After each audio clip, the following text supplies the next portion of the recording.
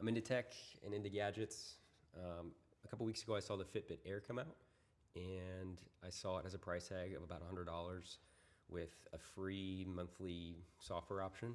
So I wanted to see what it would cost for me to make my own fitness tracker. So let's get into that. These are the two main players in the fitness tracker space right now. We have Whoop and the Fitbit Air. Now, Whoop, I think, is pretty well liked, and most people say it's a very good product. The downside there is that it costs a whopping $360 per year for their full subscription. Now, they do have a lighter version, software-wise, that costs just under $200 a year. The Fitbit Air comes in at $100 just to buy the product, and then they optionally have a $100 per year software plan that unlocks greater features. I think that we can make our own fitness tracker for right around $50.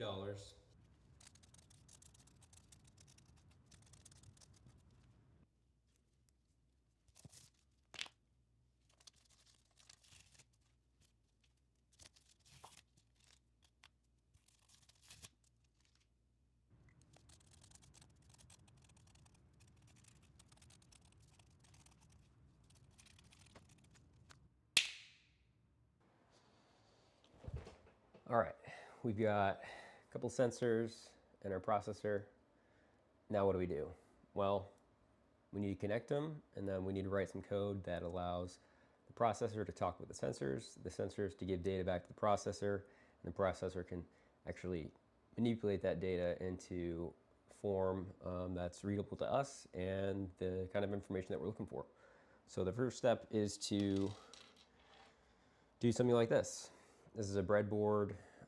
We've got another processor. All of our sensors, well, there's just one here for the sake of show and tell.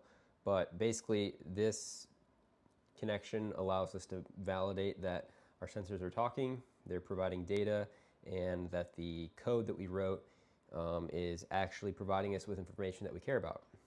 Just as a disclaimer, Claude was a huge part of this process and project. It helped me define what hardware I wanted to use, and it wrote the vast majority of the software for this project. These boards that I bought are capable of running a version of Python called CircuitPython. That made it much easier. And then as far as like how to wire things, Claude did a lot of the heavy lifting there.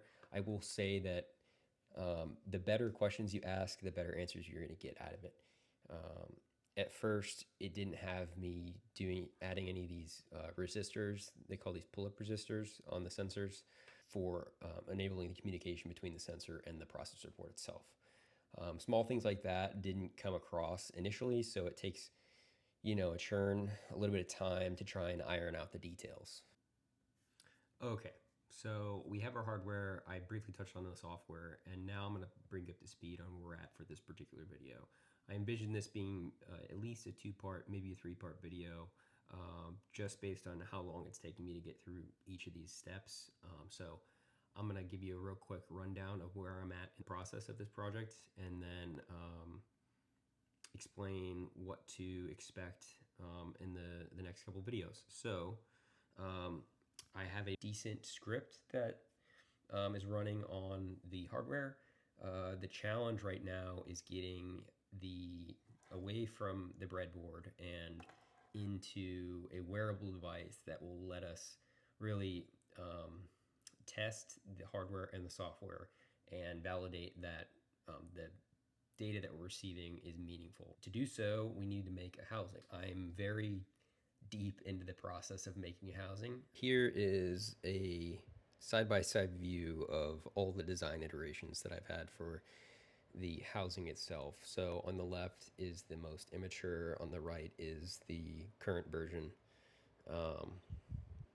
If you look closely, you'll just see a lot of small design iterations on trying to get the sensor stack as vertically small or short as possible, as well as trying to reduce the overall dimensions of the entire device.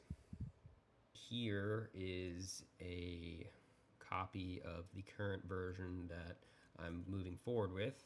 these two halves snap together. I spent a lot of time getting the tolerance correct such that these things would just snap together rather than requiring glue or anything at the moment. This is my first working version.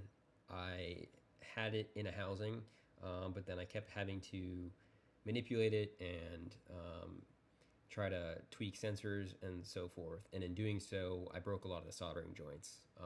Soldering is not a strength of mine, so this one did work, but it got so finicky that it was basically like impossible to do anything meaningful with.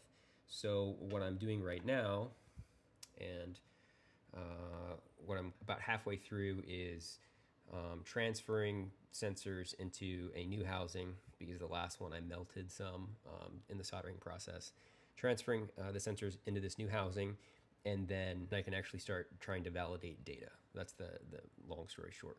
I will briefly go over what the significance is of the actual design so far.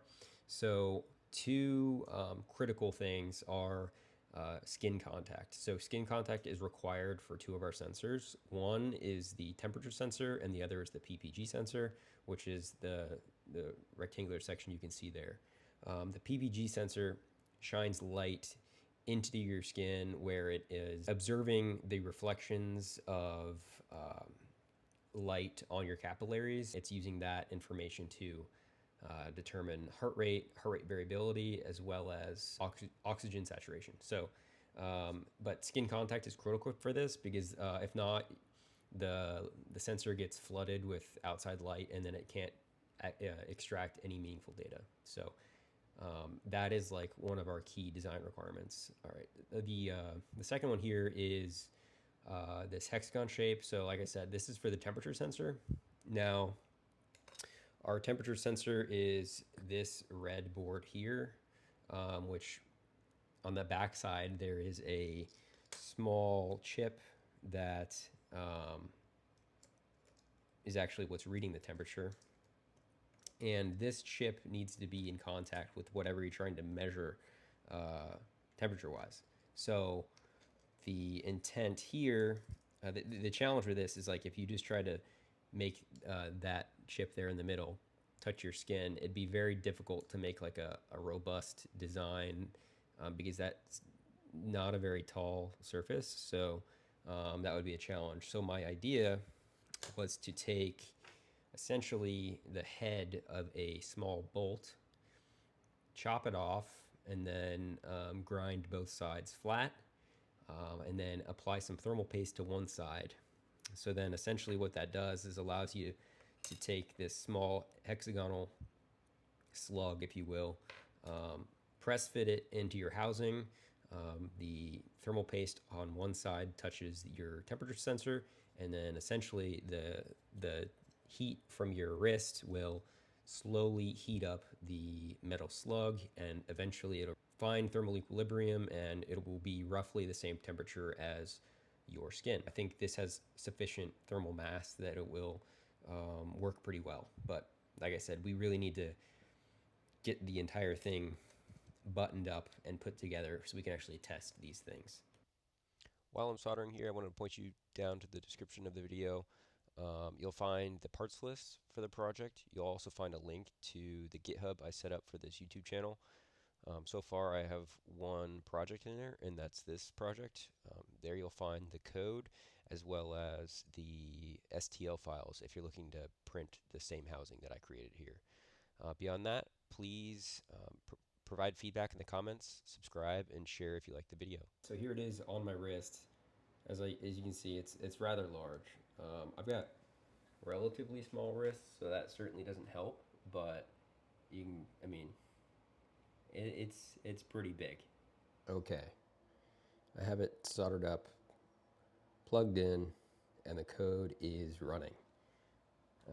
Right now, I'm just looking at it on the desktop. You'll see the signals there. There's a little bit of noise, and we're gonna have to address some of that. Specifically, if you look at the O2 saturation in the second column there. But I'm glad that it is running again. It is reporting information. In the next video, I'm gonna work on integrating the battery, and then troubleshooting some of the actual signal noise, things like that. And then hopefully I will have a data set to share. I also had Claude create a dashboard for sleep tracking data, so hopefully I can wear this overnight and we can take a look at what the output of this thing would look like, at least from the sleep tracker, after a full night's sleep. Sully here thinks you should like the video and subscribe. Thanks for watching.